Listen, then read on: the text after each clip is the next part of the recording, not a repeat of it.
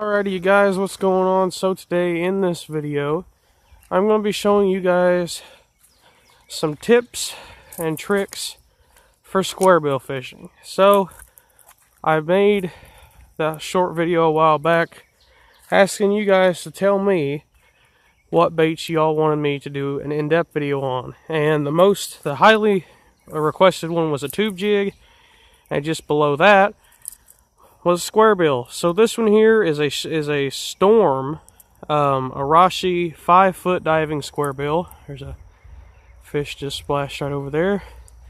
This is an Arashi Storm square bill. It's got that circuit board lip. I actually have not even thrown this thing yet, so this is also kind of a review. I only threw it once because I just put brand new line on this reel and I wanted to make sure it was alright.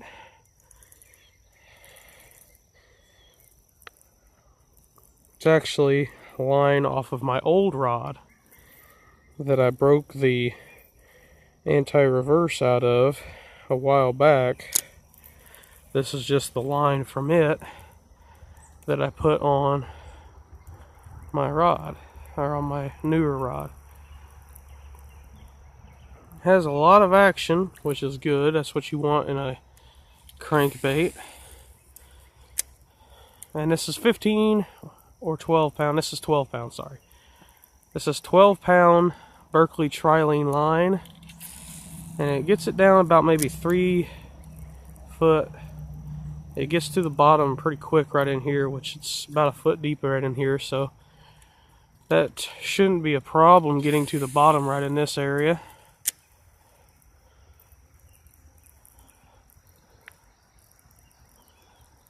Letting it deflect off of some of those branches. So I've got a bunch of other square bills. Some of my favorite square bills are the Strike King 2.5 and the Strike King 2.0 and 1.5, sorry. The Strike King 2.5 is a great bait as well. One of my favorite baits to throw in small ponds is the 1.0. Now, I'm sure you guys have seen the 1.0. It is a tiny little square bill, but it gets some pretty decent bites. I've had, oh, I got a fish. Do I? Oh, he whacked it though. I just got whacked by a nice fish too. He was a good one. He whacked this thing hard. He hit this thing hard. I had just felt the bottom, and when I felt the bottom, I snapped my rod a little bit, and he whacked it. That was a good one. That was a good fish.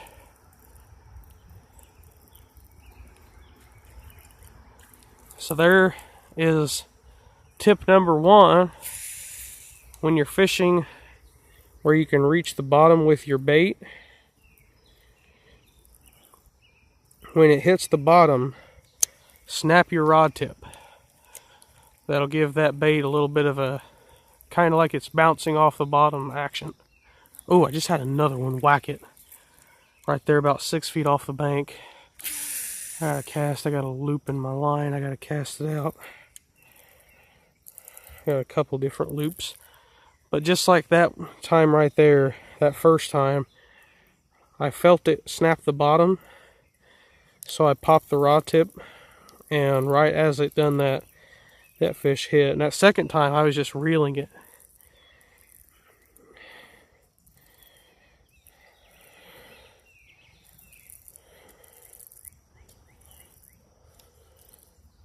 Okay, got all the loops out of it now.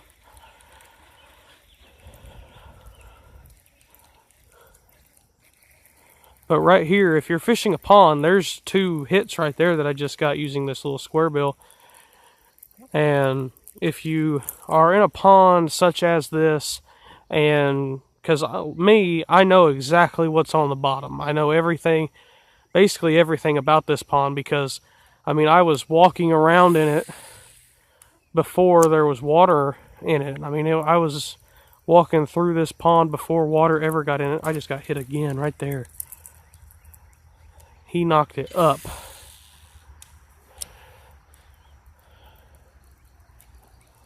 But anyway, you know, I walked around in this pond before there was ever even a drop of water in it. So I know where the ledge is, and if you look right here where I'm standing to that tree right there, there's a ledge. It goes from about 7 to 10 feet out here up to about 3 foot, and then it goes way up shallow right here. And anytime you're fishing a ledge like this, there's going to be fish on it. And one of the best baits that you can throw along a ledge is a crankbait. So, I mean, there was 2 or 3 hits right there. This is just a bluegill colored Storm Arashi squarebill. But yeah, just like I was saying, you know, if you're in a pond where you can feel the bottom with this bait, or with any of your crankbaits, as soon as you feel that bottom, like right there I felt the bottom, give your rod tip a quick twitch. I just had a fish follow it all the way up. I seen him flash at it right at the last minute. Right there was where my bait was, and he flashed at it. Huh, interesting. I might have to throw a squarebill a little bit more in some of the less weedy ponds that I fish. But if you get to where you're fishing and you can feel the bottom, like right there I touched the bottom, you know, twitch your rod a little bit. That gives that fish a little bit of a quick reaction strike. Like right there it touched the bottom, I twitched it.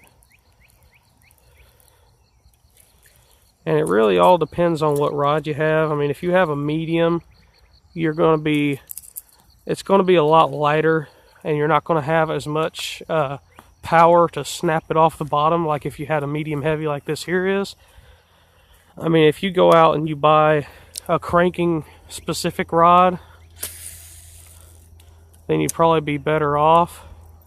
If you already have it, or if you are going to go and buy one, you'd probably be a little bit better off. But you know, this medium heavy Black Max rod and reel combo is perfect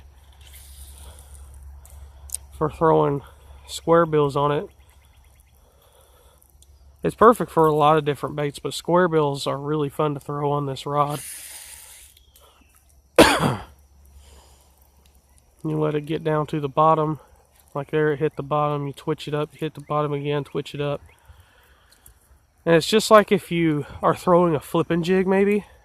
Let's put it in that kind of perspective. Let's say you're throwing a flipping jig and you're casting out, letting it hit the bottom, and then popping it up. That's basically what you're doing with this jig, or with this crankbait. You're popping it off the bottom. And let's say you're at a little bit deeper end of the pond. Like I said, right over there in line with that tree is the ledge. Right out here is about 7 to 10 feet. Let's say your fish are suspended out maybe in 7 foot of water over that 10 foot. And your crankbait's only going to get to 5 feet. So what I like to do, I like to bring my rod tip all the way down into the water. Now there was a guy who, he won the Bassmaster.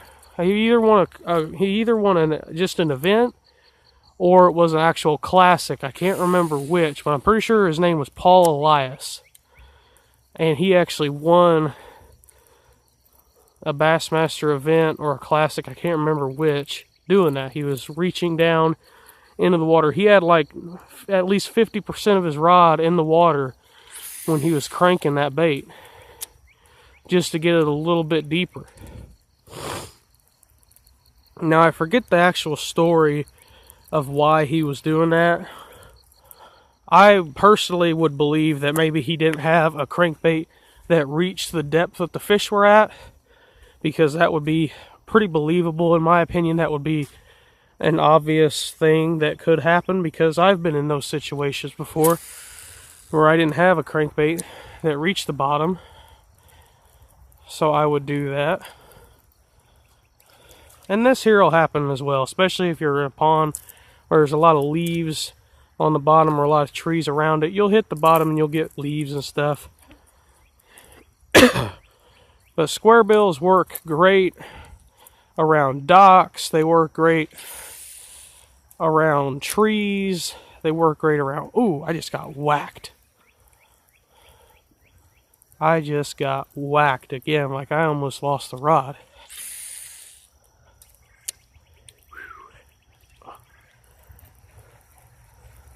I don't think that was a fish that time.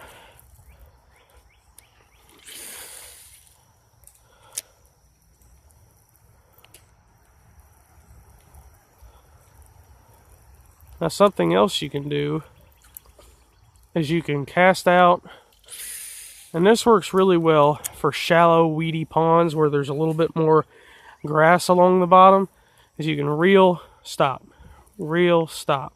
Let it float back up a little bit, reel a little bit, stop.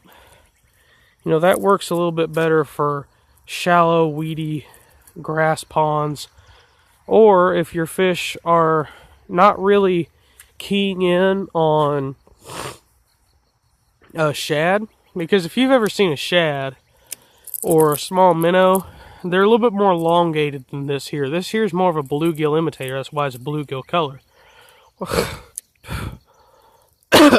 Bug just flew in my mouth. But, you know, a shad is a little bit more longer and skinnier than this big fat bluegill crankbait. So if they're out there, you know, and they're hitting bluegill and they're not hitting shad, you know, this here can be a good presentation for them, especially if they're suspended. Now you could also use a crankbait as a jerkbait. I've done that before. I don't believe I've ever caught anything doing it, but I know there's a lot of people, professional anglers and stuff, that do use crankbaits as jerkbaits just for a little bit different profile over, you know, just the traditional little skinny thin jerkbait.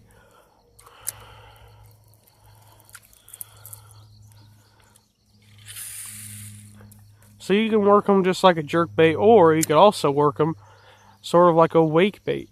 What you basically do is you just... Now this is more for if you are fishing with a very slow gear ratio reel. You could do this a little bit better. Like this reel here is a... What is this? I don't see a gear ratio on it. I don't know what the gear ratio is on this reel, but it's too fast for it. But if you have a slow gear ratio reel, you can cast it out and you can reel it real slow and it'll sit there and wake across the surface. And that works good when the fish are not really wanting to commit to like a walking bait or a popper or something like that. Because what you could do is you can not only slow it down to where it's just sitting on the surface, but you can also crank it underneath the surface a little bit and let it stop, float back up, or whatever. You know, it's kind of like a multiple purpose bait. It's not just your traditional crankbait.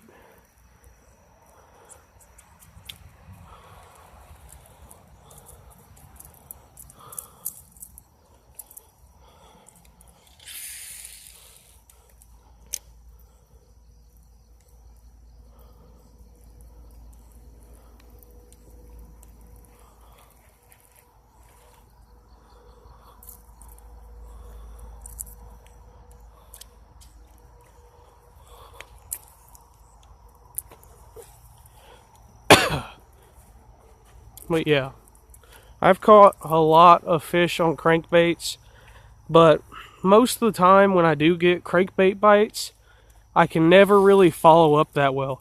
Like after I get a bite on a crankbait, I don't really catch any more on it. I don't know why that is. They probably just reaction strike it. They're not really on a pattern or anything. But I've caught a few good ones. My dad has caught a lot of good ones on a crawdad, like a chartreuse crawdad, Excalibur squarebill. He uses it a lot when the grass is not real plentiful in the pond that we're fishing.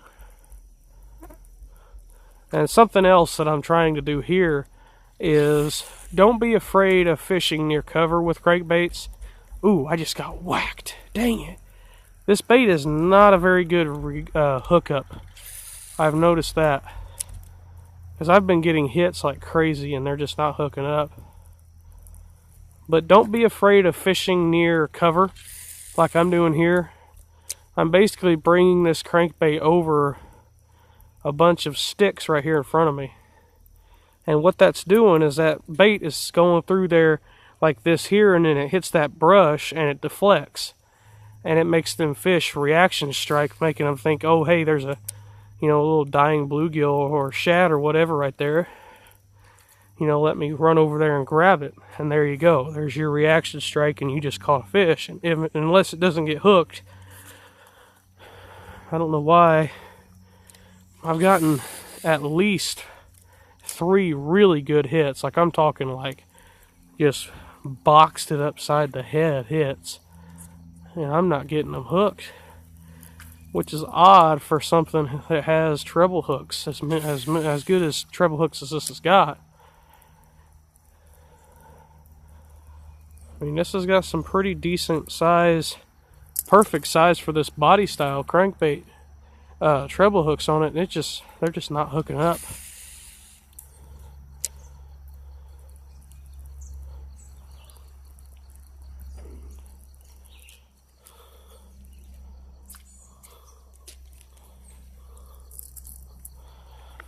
Something else you can do with a crankbait that you can't really do with a whole lot of other baits is you can cast it out and you can let it sit there for a second.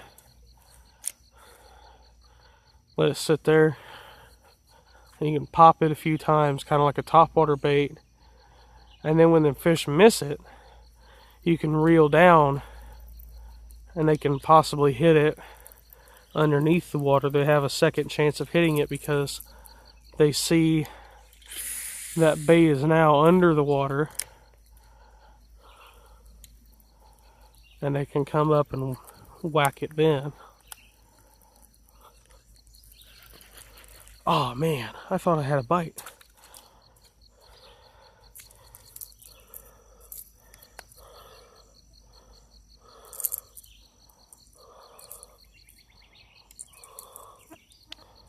Something you got to make sure of when you're fishing crankbaits. Certain brands, I've heard a little bit more about this than others. I know Strike King, some people say Strike King is real bad about it. I've fished a lot of Strike King crankbaits and never had this problem. But make sure that your bill is not cutting your line. I've heard that they do sometimes cut your line. I've never personally had it happen. But you always want to make sure, because as soon as you think, oh, that's not going to happen to me, it'll happen to you. That's just the way it is. I've had that happen to me way too many times to say, oh, that's not going to happen to me. You know, I've never had that problem before. It's never going to happen. And then, boom, you lose a $6, $7, $10 crankbait because your line was cut by the bill. I have heard that these circuit board lips do that sometimes. Oh, that thing just kicked on.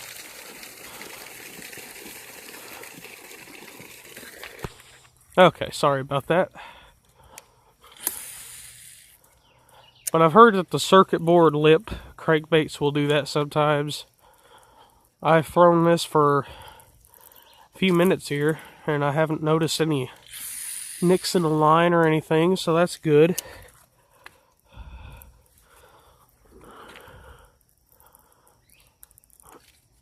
I got a fish. Yep, I got a fish.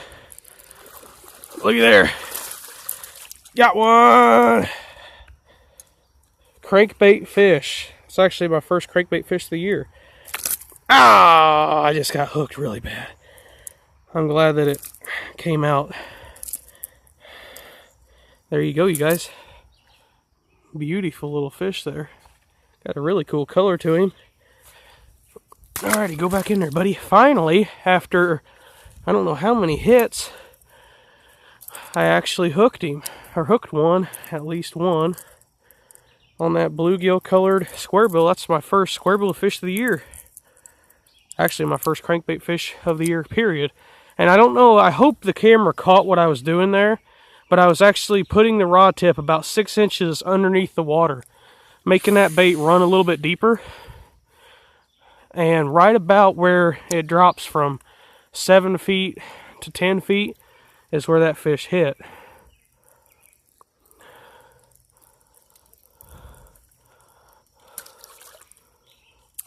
At first, something fell out of that tree over there. At first, I thought I hit the bottom, so I snapped the rod up a little bit, and then it started fighting back against me, and I was like, the bottom's not supposed to do that. So that is awesome that I got a fish during this video. Teached you guys a little bit of something there. You know, I had the rod tip about 6 inches under the water, and like I said, I thought the bottom hit, or I thought the bait hit the bottom, and then it started fighting back, which is something that the bottom is not supposed to do. So pretty cool. So yeah, since I caught a fish in this video, I'm going to go ahead and cut it off here. I think I've taught you just about everything you need to know about crankbaits. So thank y'all for watching. Make sure you like, comment, and subscribe if you haven't already. Let me know the next bait that you guys want me to do an in-depth video on, because I am going to be doing one next week as well. So let me know. Bye.